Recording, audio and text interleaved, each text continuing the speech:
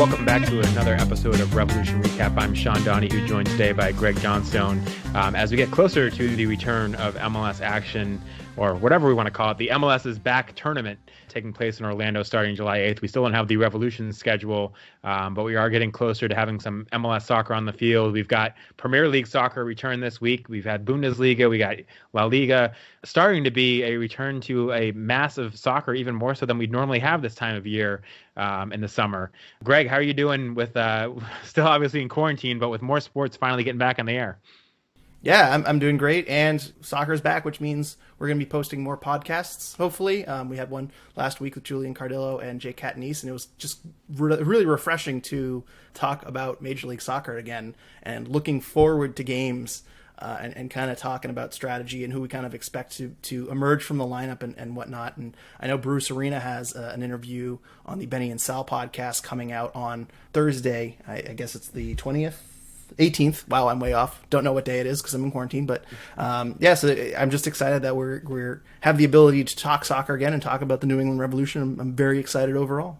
Yeah, and one guy who will be interesting to watch with those lineup changes is Dawuan Jones, because, as we've talked about in previous episodes, the Revolution this offseason signed a couple interesting signings at left back, and Alexander Butner and Seth Sinovic. Those guys were injured or not fit at the start of the season. I believe now they will be. So it'll be interesting to see how he moves around. And we actually had the chance to talk to him for this episode. Got a chance to ask him a bit about where he thinks he might play, and I guess he's been training at right back as well. So some interesting tidbits from him on where he might play, as well as his career so far. And we can play that interview now. Joining us today on Revolution Recap is second-year New England Revolution defender midfielder Dawuan Jones, a first-round pick in the 2019 MLS Super Draft, who's already become a regular in the New England Revolution lineup. Dawuan, recently full training resumed for MLS teams. I think you guys started back on June 8th or around then. Has it been difficult to restart following the quarantine? Not really. To my surprise, everyone came back in really good shape, and the teams really were gelling together really well right now. So it's honestly been kind of a dream comeback so far. So you think it's realistic to be match fit by the start of this tournament in July? Yeah. Bruce has us. He has us running a lot, playing a lot. So I think we'll be ready. And it sounds like they're implementing a 5 subs rule in MLS, like they've been implementing in soccer leagues throughout the world. Do you think that's a good rule change and kind of necessary for the season, given the short restart and perhaps compact scheduling?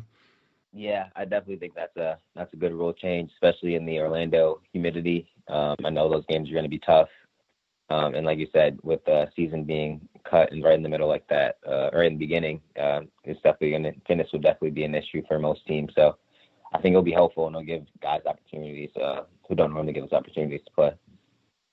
And Dawuan, some players, notably Bill Hamid, came out this week and kind of voiced his displeasure about the Orlando tournament and having strict rules in place. What's your opinion of MLS's plan and the rules and the procedures that they're going to make you go through? Do you have any kind of issues with the precautions that they're taking?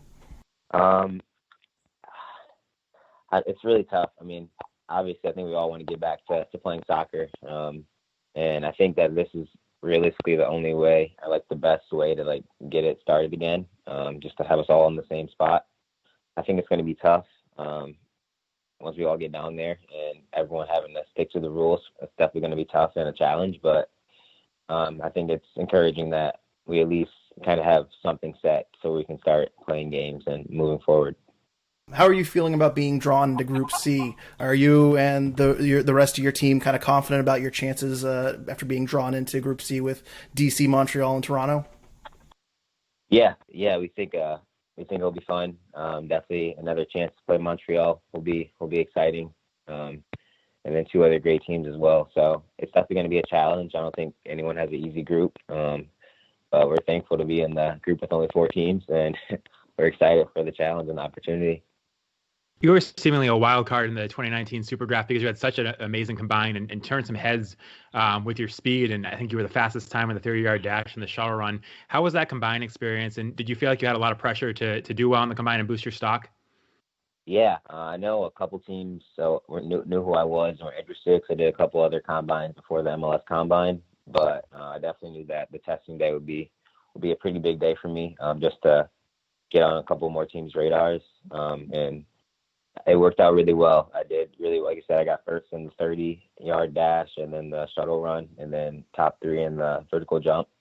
So after like that, like I think every coach at least had heard about me at that point. And then like the next day, I scored a goal in our first game. So after that, my stock was pretty high, and I got interviewed by like half the teams in the league. So that was definitely good for my confidence, and I feel like I had a really good combine, and I'm thankful to be in New England now.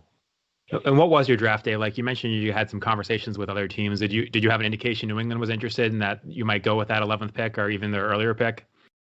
Yeah. I had a conversation with the Revs during the combine experience, and after I saw they had 2 early picks, I was thinking that there was a chance that they could take me. There were a couple of teams before them that I thought might take me, but like you said, on draft day, it's like you never know what's going to happen. You never know until it's official. But when I saw that the Revs had 2 picks, I had a pretty good feeling that I would be coming here. And you grew up in Lansing, Michigan, and you went to college at Michigan State. So very much a Michigan guy. What were your thoughts on leaving Michigan for New England, and what were your initial impressions when you got here? I never really been to the East Coast before, so I was just kind of looking forward to the challenge and the experience. And I just knew that like once you sign this MLS contract, once you get drafted, that's not a contract guaranteed. So my mindset was just prove why I got drafted and prove myself to the team, to my teammates, and to the coaching staff, so I can actually get signed on to the first team. And thankfully, I did good enough in preseason last year to get signed. So it was a good experience, and it was nice to go over to Spain, my first time in Spain for preseason last year. So it was a pretty cool experience. And it seems like a lot of Revolution players move to various areas around Boston or around Foxborough. Were you someone that ended up living closer to Boston or closer to Foxborough? Yeah, so I'm actually right in the middle. I'm in Braintree. Myself and DeJuan, we decided that we would live together. So we're now in our second year living together, and it's been great just to have another person to go through the same experiences that I'm going through. And we've been able to talk and just learn from each other and just kind of go through this whole experience together. So it's been a blessing. I'm curious too, because I think I heard on the Far Post podcast that you and Brandon Bai actually knew each other because you're both Michigan guys. Did you talk to Brandon Bai after you were drafted by the Revs? Like, did you get in touch with him about moving to the area, or did he kind of show you around when you were drafted by the Revs? Yeah, so actually, since I knew Brandon a little bit, I actually reached out to him before the combine, and just because I know he did really well at the combine as well. So I was just asking him for like his advice and just wanted to know about his experience, which I thought could help me out for my combine experience. And thankful with our conversations that we've had. And then, like I said, he definitely reached out to me as soon as he saw that I was going to the Revs. And then as soon as we got out here, he invited me and DeJuan out to breakfast. So that was really nice. So Brandon's been a good friend and a good teammate to me and all the young guys. There were some stories that came out last year that Brad Friedel really had some difficult training sessions and he really emphasized fitness and conditioning. Was it tough transitioning from college into preseason with Brad Friedel? As you say, you kind of had to prove yourself. You had to kind of earn your contract, so to speak. Was it tough transitioning from college soccer in the fall to preseason under Brad Friedel with the Revs? Yeah, for me, the fitness wasn't like the toughest thing. I used to run cross country in middle school, and I've always been pretty fit. So it wasn't necessarily the fitness that was tough for me. It was just the intensity of every single training session. I feel like you can't really replicate that at the college level. And then again, I was fighting for a contract. So every day it was just like, I got to earn it every single day. My back was against the wall, and I was all the way in Spain. So it was like, it's now or never, So it was a cool experience, and I'm thankful that I was able to get signed by the end of it. But it was a little stressful, but also I think it was just nice to be able to compete and really just be given the opportunity and take advantage of it. And not only do you have to earn your contract, but fewer and fewer draft picks, it seems like year after year, are going into MLS and making an immediate impact like you did last year. You made 20 appearances in your rookie season, 14 starts. You started a playoff game. Did you expect to make that big of an impact your rookie year? Yeah, so I'm very confident. So in my head, I was thinking I could be rookie of the year. So that didn't pan out. But overall, I would say it was a successful rookie season. As I've been in the league now, I see how hard it is just to even make the 18 some games. Like I remember, I want to say it might have been the third game last year. The team was going to Toronto, and I didn't get called in for like the 20 or 21 players that were traveling. And I was just like, what? Like this has never happened before. So just a different experience to like not be like one of the top players on the team and to have to really fight every training session just to get into like the bench to get into the 18. So it's definitely an experience, but it's good now. I'm definitely getting used to the league and seeing how hard you have to work every day just to keep your spot or to try to get into the lineup or into the 18. And you came out of Michigan State as a winger, but you ended up playing the majority of games last year at left back. Were you told in preseason that the Revs were interested in converting you to left back? When did you make that transition to the back line? Yeah, there were a couple of talks like that a little bit. It was mainly Coach Lapper who thought I could be a really good outside back.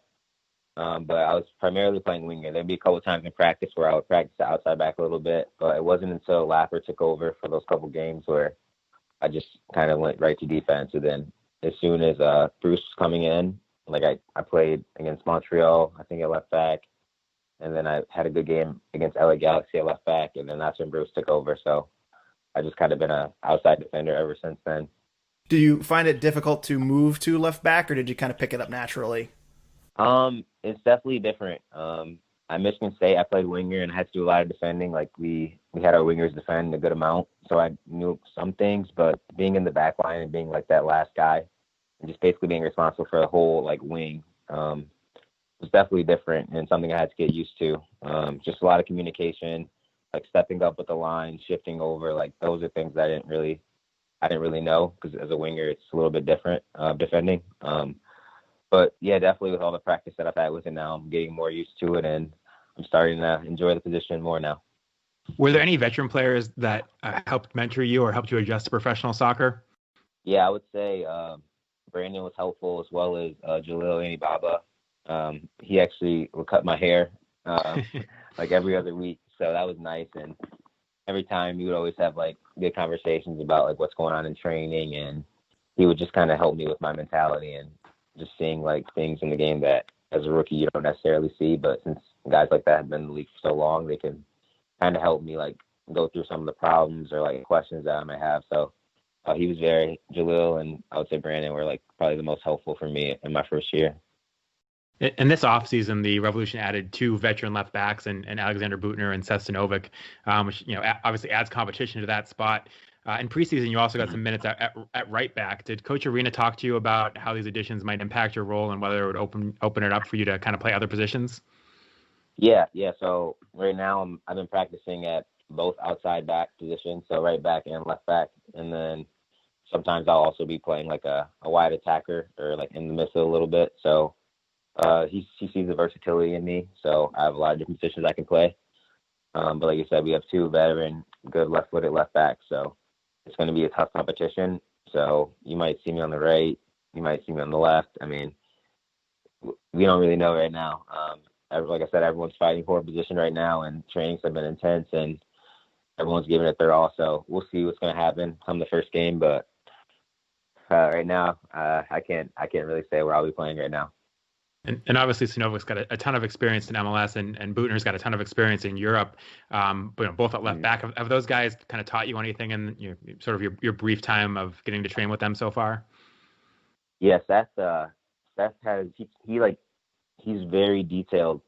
So he likes to like look at the little nuances of the game, and he'll tell me, "Hey, Dawuan, I think you could have done this here," or "What do you think about what I did here?" So with Seth, we have a lot of conversations just about the position and like when to step, when to drop, and he's been very helpful with that. And then Alex, just watching his technique and things like that, seeing how he gets out of tough situations has been helpful, and I feel like I've learned from it.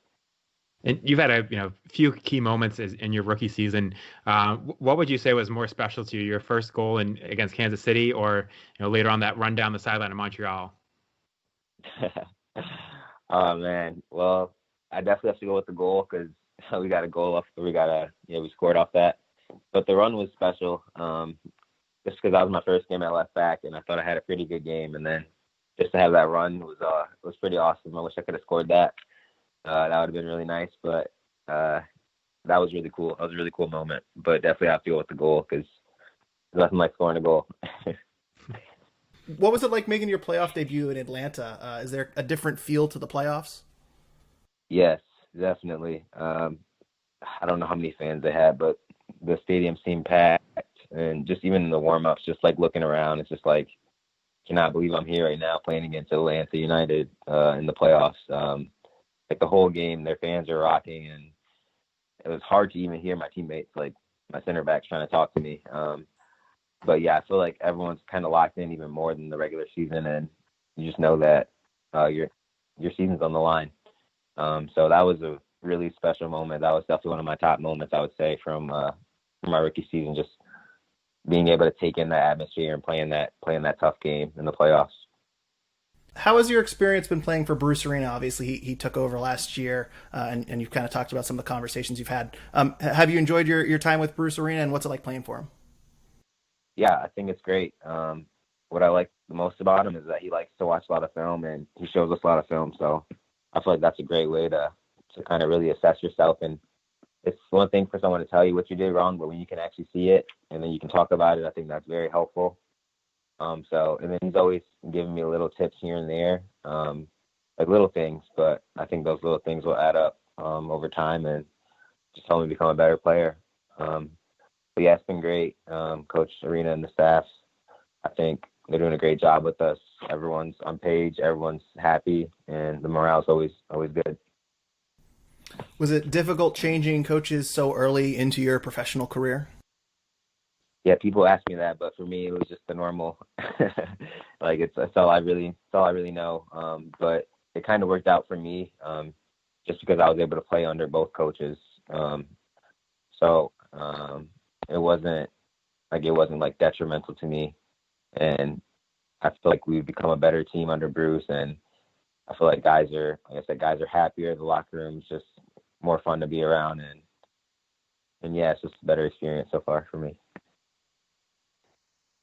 Just going back to, you made that comment about Atlanta and how big the crowds were there and everything. Is it going to be weird going to Orlando now to kind of play in front of empty stadiums? And do you think that's going to make it harder at all for guys to kind of get that competitive edge that you see in an MLS game? I think it's possible. I think we'll just have to wait and see, honestly. I feel like when you watch like the German league right now, the Bundesliga, I feel like the quality, and I feel like guys are still going hard. So it'll be interesting to see what happens with our league. I know they were doing like the crowd fan noise. I'm not sure if we're going to have that, but it'll be interesting. It'll be interesting for sure, because I feel like it is more of a training field if there's no fans. But I mean, these games are counting for something, so guys have to rise to the occasion. Yeah, and you mentioned watching the Bundesliga. Are there any teams throughout the world or MLS that you grew up watching, and any players that you've kind of modeled your game off of as a kid growing up? Yeah, as a kid, I loved Barcelona. I didn't necessarily catch their games, but whenever I would go to my grandparents' house, like every week or every other week, I would go to like on demand and just watch the La Liga highlights and just see Messi just scoring all these goals, making all these assists. I'm just like, wow, this guy is the best. So, I mean, I want to say Messi a little bit, and I feel like he inspired me to work on my left foot so much. So he's definitely been an inspiration to me. And then most recently, it's been Manchester United for about the last 5 or 6 years. And obviously, growing up in Michigan, you didn't have a local MLS team, but were you a fan of the league growing up? Not necessarily. Like I would watch the games like in the playoffs, or if I just saw it on TV, but I didn't really have a team. But I would say the Columbus Crew, just because they were like the closest team, and I've been to a couple Crew games before. We talked about your speed earlier. Have you ever had a teammate that was faster than you? Maybe when I was playing in the summer league, going into my senior year of college. This guy Leroy Nziguzi, he's playing college soccer right now. He was close. He was really close. Probably the closest. I don't want to say he's faster than me because we never officially raced, but he was very quick. We talked about some of the highlights of your professional career so far, but what's been the top career highlight for you so far, not all of your time in soccer? In my professional career? At any point, college, professional, any point in your soccer time playing soccer? The moment that like really sticks out is my senior year of college. We made it to the Final Four And we played our Elite Eight game on our home field, like in the snow. And just looked over at one of my teammates, another senior. We just started crying because, like, that's what we have been dreaming to do since our freshman year. So to finally make it to the College Cup, especially like to end our last game at home with the win, that was a very special feeling and one that I'll never forget. And one last question. The Revolution have obviously brought in some big name players in the last few years using their designated player spots with Carles Heel, Gustavo Bo, and the fans have had a good chance to see those two, but they've only got a very brief chance to see Adam Buksa. What have you seen from him in training, and what do you think fans can expect of him going into this Orlando tournament and throughout his time with the Revolution? Yeah, you can expect to see a big player, a guy that's going to hold up the ball for us, a guy that's good technically with his feet, so he can dribble out of some tough situations, and then just a finisher. Pretty much anything in front of the net, he's going to bang it home. So I think we're going to be scoring a lot of goals in Orlando, so I think fans can be excited for that. And can you let people know where they can follow you on Twitter? Yeah, my name on Twitter and Instagram is Dawuan Jones 24, DEJUAN JONES 24. Sorry, 24.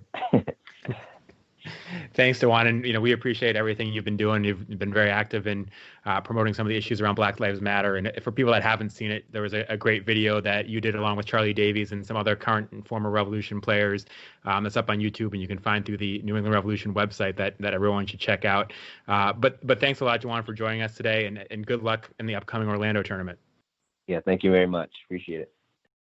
And that was second-year New England Revolution player Dawuan Jones joining the Revolution Recap podcast this week. Dawuan, obviously, as we discussed, had a really fast start to his rookie career, making 20 appearances and 14 starts. You just don't really see that very often from Revolution players anymore. And you kind of talk about Brad Friedel and some of the things that didn't go right during his coaching tenure. That was certainly one pick that Brad Friedel got right and has been a key contributor to the Revolution over a year and 2 games, and seems like he's going to be one going forward.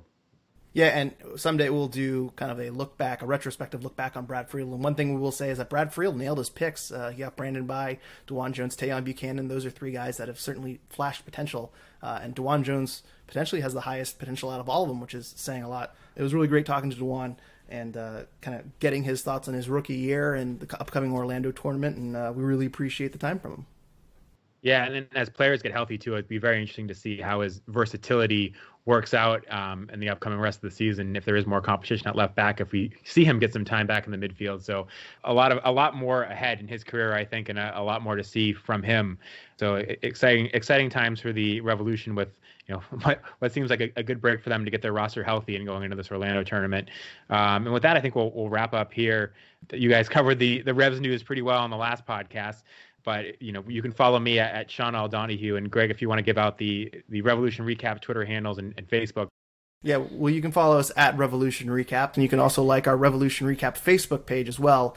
We post our episodes to both Facebook and to Twitter. And also, please, we always appreciate reviews on iTunes or wherever you're listening. Feedback is always greatly appreciated.